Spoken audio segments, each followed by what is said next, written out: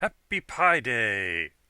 Now, what is somebody in Minecraft doing talking about Pi Day? I mean, this is a very square and cube-centric game. Well, guess what? In the spirit of you can do anything in Minecraft, I'm going to have it calculate pi for me.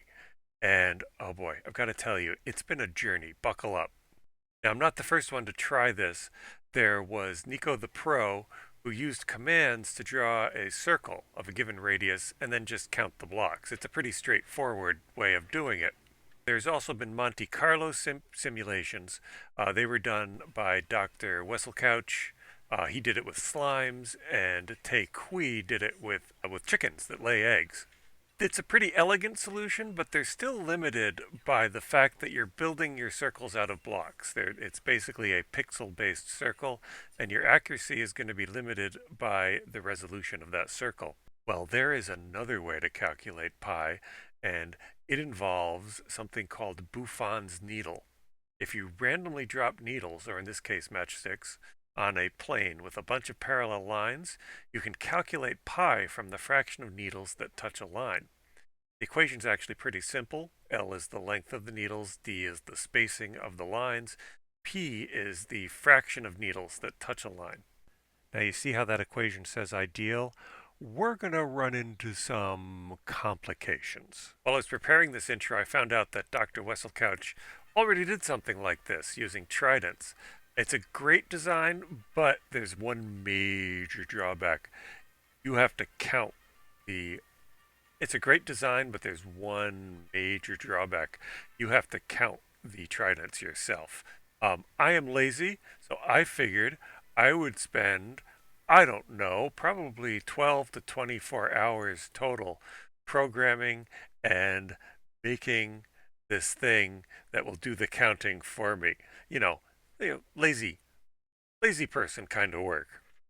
So let's get right into it. Now, if you don't mind, please give me a like and a subscribe so I can keep doing crazy stuff like this.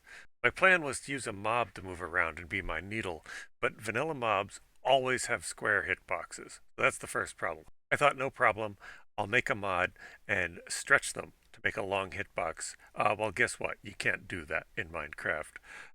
Also, even if you could stretch it, the Minecraft hitboxes, just look at me. Minecraft hitboxes do not rotate with the player or the mob. They stay aligned. So that's not going to work.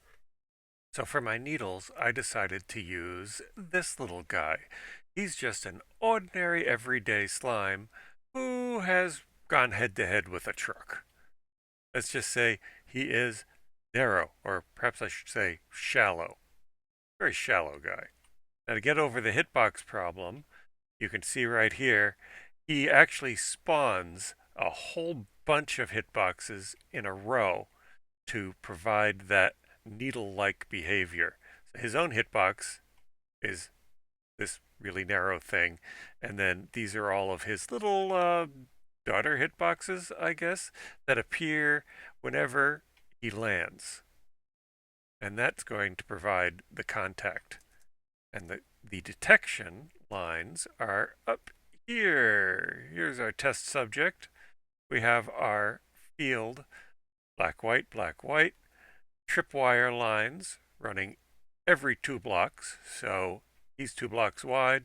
These are every 2 blocks. The jumping is detected by a skulk sensor.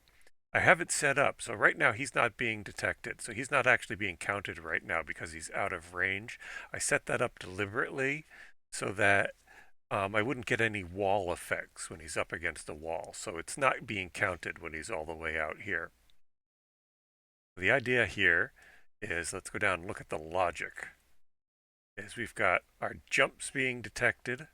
Over here, if it's a good jump, in other words, not over by the wall, it's going to get detected. Oh, he must have moved away from the wall. And if he happens to jump at the same time that he lands on a tripwire, then these get anded together and that gets counted as a crossing. If he jumps and whether or not he lands on a tripwire, that jump gets counted and that gets sent over here. So to relate this to Buffon's needle, this counter over here is the number of needles, and this counter over here is the number of crossings. And I've got these four-digit counters. This is Mumbo's counting design. I expanded it to have 10 on each and slaved them together. So when this rolls over, it increments the next one, and so on up. So now I can just sit back and let the system do all the counting. And it's actually about to roll over. I might need to add another digit if I want to really go crazy. But for now, I think this is enough. Now, just in case you might think that this was simple and everything worked, I ran into some really interesting and difficult problems. Oh boy, we have had 1,150 jump events recorded, and we have 814.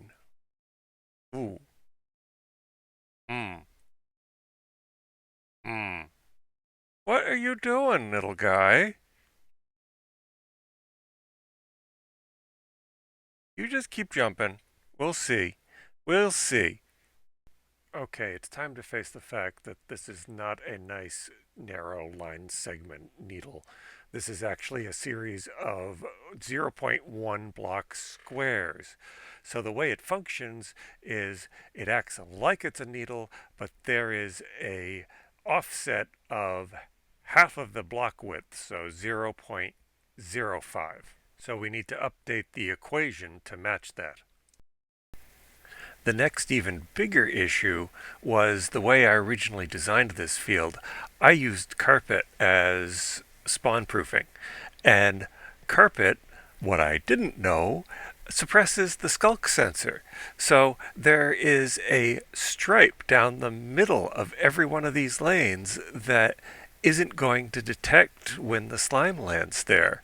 And that means the slime landings that are going to be counted are preferentially basically right on top of the tripwires. Okay, after very belatedly realizing that carpet blocks skulk signals, I think we're ready for what I hope is the final run. I probably should have expected the next challenge, but I was not prepared for what the wandering trader could get up to.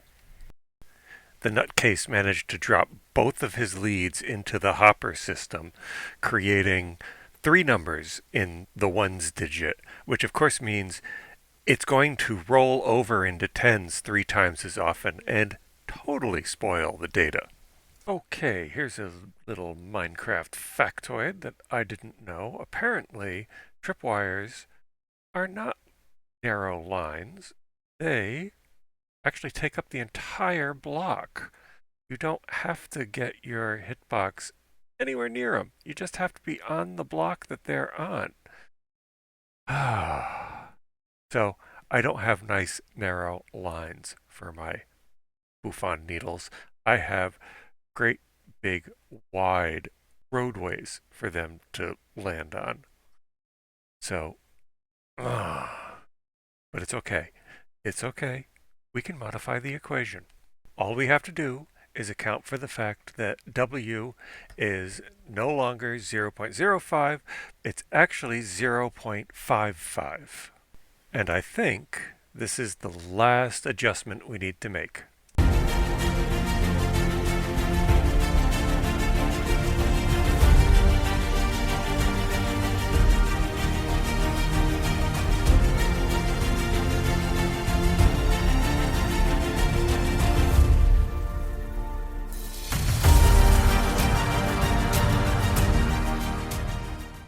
Okay, as I'm recording this, it is Pi Day morning, and we have a number.